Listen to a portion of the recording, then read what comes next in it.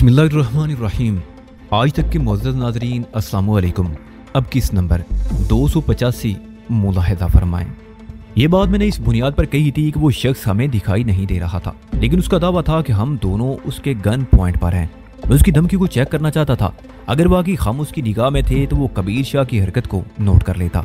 कबीर शाह ने जैसे ही अपनी जगह से जुम्बश की, दिखाई ना देने वाले शख्स ने वार्निंग दी, खबरदार जो कोई चालाकी दिखाने की कोशिश की, मैं तुम्हारी एक एक हरकत नोट कर रहा हूँ। आवाज एक अंधेरी ओर से उभरी थी। ये बात तो साबित होगी कि वो हमें बाखूबी देख रहा था। हम भी अंधेरे में थे, मगर हम दोनों के जाविये में फर्क था। मैंने झुंझुलाहट अमेज अंदाज में कहा, तुम हमें आगे बढ़ने से भी रोक रहे हो और पीछे जाने पर भी तुम्हें एतराज है। आखिर तुम चाहते क्या हो? फिलहाल तुम लोग अपने हथियार मेरी जानिब फेंक दो।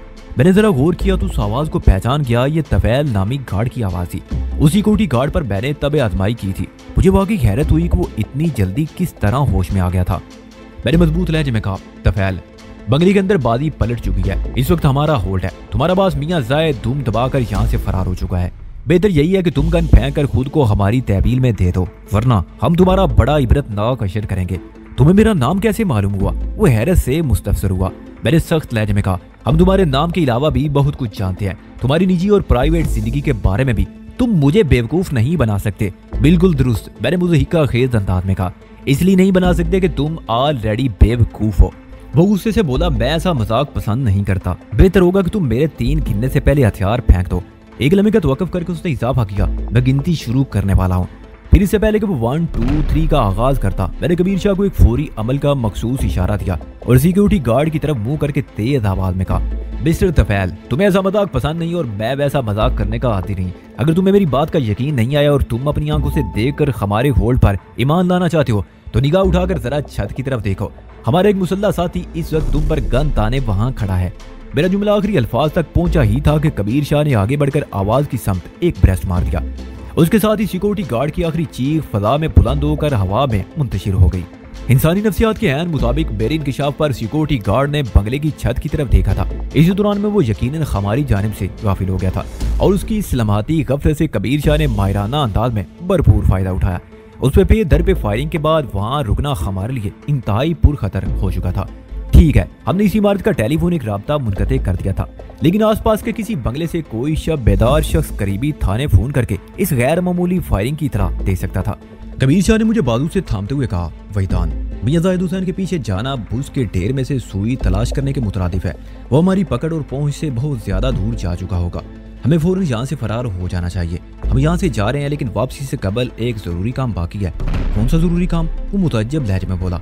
मैंने बंगले के सामने वाले हिस्से की जानिब कदम उठाते हुए कहा, तुम मेरे साथ आओ। ये ठीक है कि हम भूस से भूसे के ढेर में से एक नन्ही सी सुई तलाश नहीं कर सकते, लेकिन उस भूसे में से एक मिनी सी चिंगारी तो डाल सकते हैं। तुम कहना क्या चाहते हो? वो मेरे साथ चलते हुए बोला। देखते जाओ, मैंने मानी खेज अंदाज में कहा। जब हम उस मुकाम पर पहुंचे जहाँ भोलेनाथ ठंडा ठार पड़ा था तो सामने से रक्षी आती हुई नजर आई।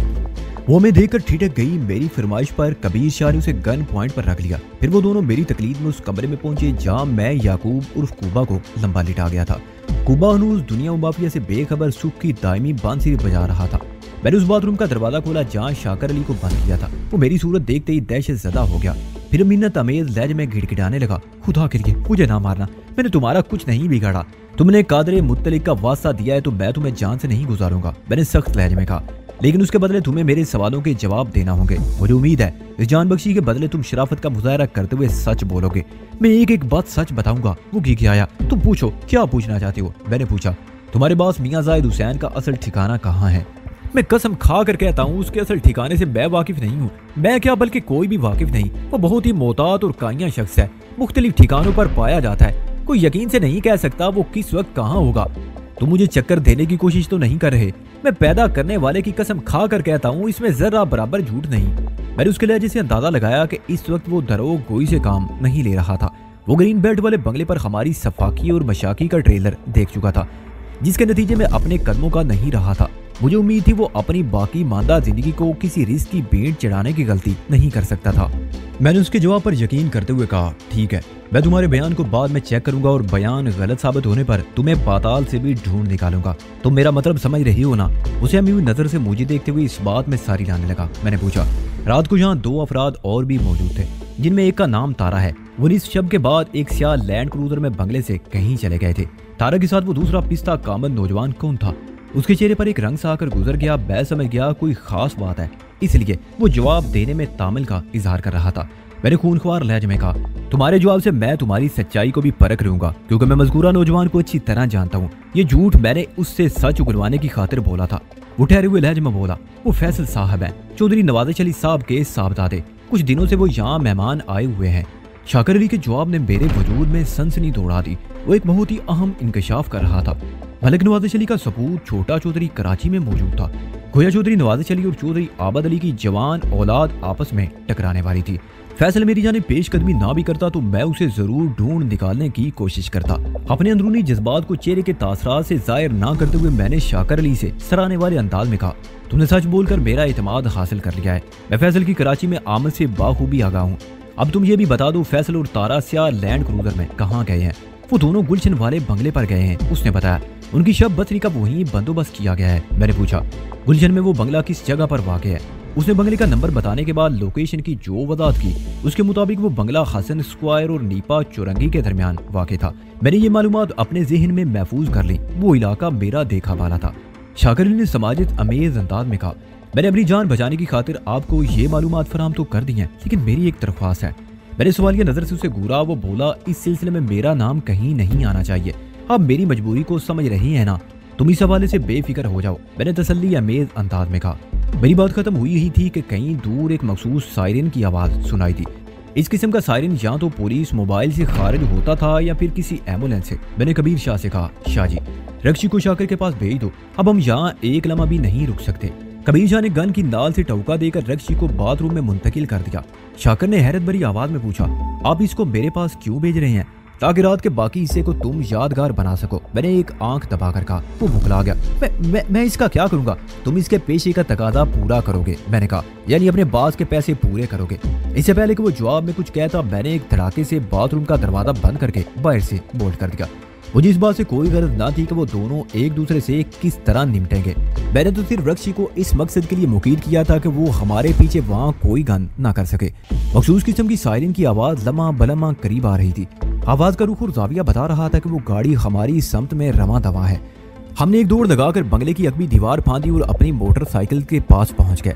इस मुकाम पर अंधेरे और सन्नाटे ने डेरा जमा रखा था। सामान समेत मोटरसाइकिल महफूज थी। हमने आने वाहिद में अपनी गाड़ियां स्टार्ट की और सायरन की मुखालिफ समत में रवाना हो गए। 1 मिनट बाद वो मखसूस आवाज हमारी समात के दायरा कार से बाहर हो गई। कोई हम महफूज फासले पर पहुंच गए थे। मेरी शर्ट कुबा के खून से बुरी तरह आलूदा हो गई थी। हम ज्यादा देर तक सड़कें नापने का रिस्क नहीं ले सकते थे। चुनाचे जब हमें इत्मीनान हो गया कि हमारा ताकुब नहीं किया जा रहा, तो हमने मोटरसाइकिल का रुख साउथ की जानिब मोड़ दिया। जब हम साउथ पहुंचे तो फजर की आजान हो रही थी। सफेदा शहर नमूदार हो रहा था। इस पार्क में लगभग 2 दर्जन अफराद सहर खेजी में मसरूफ थे, जिनमें खवातीन भी शामिल थी। मजकूरा पार्क साउथ से वॉकिंग डिस्टेंस पर था और एक जदीद तरीन खूबसूरत मस्जिद से मुल्हिक था, यानी मस्जिद पार्क ही के एक कोने में बनी हुई थी। डिफेंस सोसाइटी के अहले सरवत हजरात ने इबादत के लिए मस्जिद भी शानदार और दिलकश बनवाई थी, ताकि याद इलाही में मसरूफी के दौरान में भी उनका एहसास और तफाखर की मंजिलों को छूता रहे। ये एक तरह से मुस्बत तर्ज फिक्र था, क्योंकि आम तौर पर यही देखने में आया है कि अल्लाह की राह में खर्च करने के सिलसिले में लोग सबसे ज्यादा कंजूसी का मुजाहरा करते हैं। बावजूद अच्छे खासे होते हुए भी मुफलस और नादार बन जाते हैं। मैं इस वक्त नेवी ब्लू ट्रैक सूट में था और पार्क के कोने में सांस की मशक की तैयारी कर रहा था। साउथ पहुंचकर सबसे पहले मैंने बात लेकर लिबास तब्दील किया। कबीर शाह ने जब सोने का इरादा जाहिर किया तो मैंने उससे कहा, फिलहाल मुझे नींद नहीं आ रही, लिहाजा मैं एक्सरसाइज के लिए नजदीकी पार्क चला जाऊंगा। ये पार्क इसी वक्त मेरी निगाह में समा गया था जब इम्तियाज के साथ मैं पहली मर्तबा साउथ आया था। इम्तियाज ने मिस्टर नील आर्मर को एयरपोर्ट से साउथ पहुंचाया था। जब मैंने एक्सरसाइज का इरादा जाहिर किया तो कबीर शाह ने मुझे ये न्यू ब्रांड ट्रैक सूट फराहम कर दिया था। ये पूरी रात, जिसकी अब सुबह हो रही थी, मैंने बड़ी अफरा तफरी और टेंशन में गुजारी थी। इसलिए योगा की एक मखसूस मशक के जरिए मैं अपने हवास और आसाब को सुकून पहुंचाना चाहता था। मैं पार्क के कोने में शुमार रुख आसन जमा कर बैठ गया। आंखें बंद करके मैंने चंद हमवार और गहरी गहरी सांसें ली। उसके बाद मैंने दाएं हाथ के अंगूठे और शहादत को मिलाकर एक चुटकी बनाई और अपनी नाक को उस चुटकी के अंदर जकड़ दिया। ये जकड़ बहुत नरम हो थी। फिर मैंने योगा की उस मखसूस मशक का आगाज किया जो प्राणायाम कहलाती है। मैंने अपने तजरीबे और महारत के पेश नजर इस मशक में कुछ तरमीमों इजाफा कर लिया था। इस तरह की ज्यादा मुफीद और सूदमंद हो गई थी। मैंने शहादत से बाएं नथने को दबाए रखा और दाएं नथने पर से अंगूठे की गिरफ्त ढीली कर दी। उसके साथ ही मैंने धीरे धीरे सांस को अंदर खींचना यानी इनहेल करना शुरू कर दिया। मेरा तस्वुर उस नुक्ते पर जमा हुआ था कि इस कायनात की सबसे बड़ी सच्चाई नूर इलाही इस सांस के साथ ही मेरे नथने के रास्ते फेफड़ों में भर रहा है। मेरा दिल फिल्ट्रेशन की गर्ज से जो खून फेफड़ों में पंप कर रहा है, ये नूर उस खून में शामिल होकर मेरे पूरे बदन में गर्दिश कर रहा है। इनेल की तकमील तक मैं इस तस्वुर पर कायम रहा। फिर मैंने अंगूठे से दाएं नथने को दबाकर बाएं नथने को आजाद कर दिया। उसके साथ ही सांस खारिज करने का अमल यानी एक्सेल शुरू हो गया। मैं धीरे धीरे सांस छोड़ते हुए ये सोच रहा था, इस सांस के साथ मेरी तमाम ज़हनी, जिस्मानी, रूहानी खराबियां भी मेरी ज़ात से खारिज हो रही हैं। इस तस्वुर के साथ ही खारिज होते हुए सांस मुझे आलूदा और बोझल सी महसूस होने लगी, जबकि इनहेल करते वक्त ये सांस इंतहाई लतीफ़ और नूर से मामूर थी। मैंने नथनों की तब्दीली के साथ ये अमल 6 मरतबा दोहराया। गोया मैंने इस मशक के 6 चक्कर पूरे कर लिए थे। मेरे दिन, जिस्म और रूह बिल्कुल तरोताज़ा हो गए। मुझे अपने एहसासात में एक ठंडक और जज्बात में खुशबू उतरती हुई महसूस हुई। मेरी ज़ात मुअत्तर हो गई। अगर भरपूर तसव्वुर के साथ पराना शाम की ये सादा सी मशक की जाए तो यही नताइज बरामद होते हैं। मशक के साथ इख्तिताम पर मैंने आंखें खोलती। आंखें खुली तो मेरी निगाह एक मुस्कुराते हुए हसीन चेहरे से टकराई। वो एक संगीत बेंच पर बैठी और बड़े दिल लवेज अंदाज में मेरी तरफ देख रही थी। उसके लबों पर मलकूती मुस्कुराहट सजी हुई थी। जवाबन मैं ज़ेरे लब मुस्कुराया और उठकर खड़ा हो गया। इस पार के गिरदा गिर्द घास के मुस्ततील कीते के चारों जानिब जॉगिंग और वॉकिंग करने वालों के लिए एक पुख्ता ट्रैक बना हुआ था। मैं घास उठकर जब उस ट्रैक पर आया तो उसी हसीन चेहरे के बारे में सोच रहा था। समझ में नहीं आ रहा था कि वो मेरी तरफ देखकर क्यों मुस्कुरा रही थी। मेरी याददाश्त ने पलक झपकने में मुझे बताया, ये चेहरा मैंने जिंदगी में पहले कभी नहीं देखा था। फिर उसकी दिलकश मुस्कुराहट क्या मानी रखती थी। मैंने सोचो में गलतान चंद कदम ही आगे बढ़ा था कि अपने अकम में मुझे एक मुतरन्नम नुस्वानी आवाज सुनाई दी, एक्सक्यूज मी मिस्टर। मैंने पलटकर देखा तो उसी हसीन चेहरे से आंखें चार हुई। वो मुझसे 5 फुट की दूरी पर थी और बड़ी गहरी नजर से मेरे खालो खत को खोज रही थी। मैंने उसे मुखातिब होते हुए कहा, सॉरी, आपने मुझे आवाज दी। उसने इस बात में सर हिलाया, फिर बोली, मेरा नाम सद्दफ है, मैं सामने वाले बंगले में रहती हूँ। फिर उसने पार्क के बाहर एक बंगले की जानिब इशारा करते हुए कहा, वो बंगला जिसका गेट मेहराबी शक्ल का है, उस पर नीला रंग हुआ है और हैंडल पीतल के हैं। मैंने गैर इरादी तौर पर निगाह उठाकर मज़कूरा बंगले के गेट को देखा। हैरत इस बात पर थी कि वो मुझे अपने बारे में इस तफसील से क्यों आगाह कर रही थी, जबकि मैं उसे जानता तक नहीं था। उसने मेरे चेहरे की उलझन पढ़ दी। आप भी सोच रहे होंगे कि मैं आपसे ख्वाब ख्वाब क्यों फ्री हो रही हूँ। वो तबस्सुम रेत अंदाज में बोली, दरअसल आपको यहाँ देखकर मुझे शदीद हैरानी हो रही है। आप तो इंडिया में थे। हैरान तो मैं पहले ही था, अब इस हैरत में कई चंद इजाफा हो गया। वो मेरी ज़ात से इंडिया को मंसूब कर रही थी। मैं फौरन रेड अलर्ट हो गया, अपने अंदरूनी जज्बात को चेहरे से जाहिर नहीं होने दिया और कदरे उलझन ज़दा अंदाज में कहा, मैं समझा नहीं, आप कहना क्या चाह रही हैं? अगर मेरी आंखें और याददाश्त धोखा नहीं खा रही तो मैंने आपको पहले भी देखा है। वो मेरे चेहरे पर निगाह जमाते हुए बोली, इंडिया की पिंक सिटी यानी जयपुर में। जयपुर के जिक्र पर मैं चौंक उठा। पिंक सिटी के नाम से मारूफ हिंदुस्तान का एक शहर एक तवील अरसे तक मेरी आमाजगाह बना रहा था। उसी शहर में सदफ नामी ये लड़की मुझे देखने का दावा कर रही थी। मैंने अपने जज्बात और चेहरे के तासरात को हत्तल मकदूर छुपाने की कोशिश करते हुए कहा, शायद आपको गलतफहमी हुई है, मैं तो कभी इंडिया गया ही नहीं। फिर जयपुर और पिंक सिटी में मेरे पाए जाने का क्या सवाल? एक लम्हे के तवक्कुफ से मैंने उससे पूछा, आपने वहाँ किस जगह मुझे देखा था? क्या हमारी मुलाकात भी हुई थी? अगर हुई थी तो मुझे क्यों याद नहीं? मैंने दानिस्ता इस किस्म का अंदाज अपनाया कि वो मेरे चोर ख्यालात को ना समझ सके। उसने भरपूर नजर से मुझे देखते हुए वजाहत की, हमारी वहाँ मुलाकात हुई है और ना ही मैंने आपको बराह रास्त देखा है। उसने बदसूर गहरी नजर से मेरा जायजा लेते हुए अपनी बात जारी रखी। जयपुर में मेरे मामू सरफराज खान रहते हैं, वहाँ उनका लेदर का बिजनेस है। कुछ अर्सा पहले मैं उनके पास जयपुर गई हुई थी। मैंने जयपुर के अखबारात में आपकी तस्वीरें देखी थी। आपने उस शहर के पंडितों की नींदें हराम कर रखी थी। ठाकुर बानू सिंह नामी एक मुकामी ताकतवर शख्स आपकी पुष्टपनाही कर रहा था। क्या मैं गलत कह रही हूँ? आपके मार्कों की खबरें जयपुर के अखबारात की जीनत बनती रही हैं। आपने किसी हिंदू नारी रानी रूपवती को भी अपने घर में डाल रखा था। उस मुस्लिम की हिंदू नारी से ताल्लुकात पर वहाँ के पंडित और पुजारी सख्त मुश्ताइल थे। आपका नाम वैदान ही है ना? सदर ने जो कुछ बयान किया वो मबनी बर हकीकत था, मगर मैं इतनी जल्दी हार मानने वाला नहीं था। एक अजनबी लड़की से पहली ही मुलाकात में मैं खुल नहीं सकता था, और खास तौर पर इस सूरत में कि मैं आग और खून के दरिया से गुजर रहा था। गुज़िश्ता रात वाला वाक़या उसकी मिसाल के लिए काफी था। मैंने कामयाब अदाकारी का मुजाहरा करते हुए खनकार कर गला साफ किया और बड़े ठहराव से कहा, मैं फिर यही कहूँगा कि आप इस वक्त किसी सख्त किस्म की गलतफहमी या मुगालते का शिकार हैं। मेरा नाम वैदान नहीं बल्कि वजी है और मैं कभी इंडिया नहीं गया। मुमकिन है आपके बयान करदा वैदान की शक्ल मुझसे मिलती जुलती हो, जिसकी वजह से आप मुझे वैदान समझ रही हैं। उसने तवज्जो से मेरी बात सुनी और बेयकीनी से मेरे चेहरे का जायजा लेते हुए बोली, अगर आपकी मांग को खत्म करके चेहरे से मूंछों को हटा दिया जाए तो आप वही वैदान बन जाएंगे जिसका मैं जिक्र कर रही हूँ। खैर, उसने जुमला अधूरा छोड़ दिया। अपने उंगलियों में मूंछों और हेयर स्टाइल की तब्दीली में मैंने इम्तियाज अली के मशवरे पर खैर उसने जुमला अधूरा छोड़ दिया। अपने हुलिये में मूंछों और हेयर स्टाइल की तब्दीली मैंने इम्तियाज अली के मशवरे पर की थी। सदफ का मुशाहिदा बहुत कवी था, ये तो मेरी जिद नुमा फनकारी थी कि मैं उससे इत्तफाक नहीं कर रहा था, वरना वो तो 100% मुझे पहचान गई थी। सदफ का कद 5 फुट से ज्यादा नहीं था। गुदाल बदन के साथ ये कामत क़यामत में बदल गई थी। उस पर चेहरे की दिलकशी और मखसूस बलकूती मुस्कुराहट ने उसकी शख्सियत को 4 चांद लगा दिए थे।